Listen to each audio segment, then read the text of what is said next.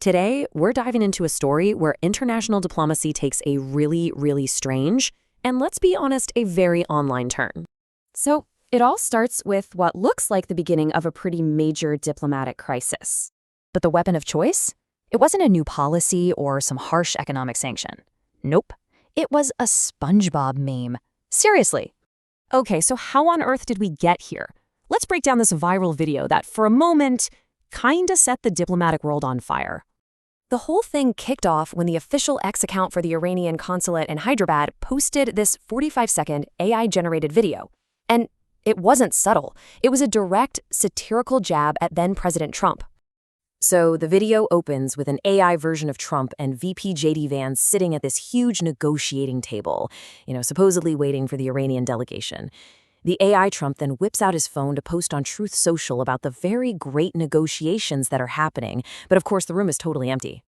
And then the video cuts to that classic SpongeBob SquarePants time card, 2,000 years later, just to drive home how long AI Trump has been waiting.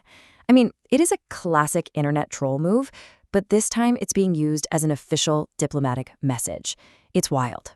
From there, the parody really escalates. You see this frustrated AI Trump start to get angry, threatening to bomb Iran while he's literally talking to a room full of empty chairs.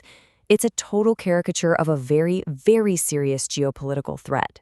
Just as he's asking, "So where are the Iranians?" an aide walks in and hands him a note. All it says is 3 simple words: "Shut up, Trump." I mean, this is the absolute peak of the mockery in the video. It's just so blunt, so dismissive, and clearly designed to get a reaction. And here's the punchline. After being told to shut up, the AI Trump character just completely folds. He announces he's going to extend the ceasefire, supposedly because Pakistan asked him to, before storming out. The message here is crystal clear. The video is trying to paint the American president as weak and easily pushed around. But okay, that was the parody version. So, what was actually going on with the ceasefire talks behind the scenes? We've got 2 completely different stories here. On one hand, the Iranian video claims Trump was basically bullied into extending the ceasefire. On the other hand, the official White House statement painted a much more standard diplomatic picture. The extension was granted because Pakistan asked for it to give Iran more time. The U.S. version is all about projecting stability and process, a pretty standard move to control the narrative. Right, so that's the U.S. version of what went down. But what was Tehran's official position on all this? Well, according to Iran State TV, their foreign ministry spokesperson, Esmail Bakai, put the blame squarely on the United States. He accused the American side of not negotiating in good faith, which is a really serious charge. It suggests a strategy to paint the U.S. as an unreliable partner on the world stage. So, beyond all the memes and the mockery, Iran's official line was actually one of deep skepticism. They publicly stated they hadn't even decided if they would continue with the talks at all. And that context makes the trolling video feel less like some random joke and a lot more like a calculated message of defiance.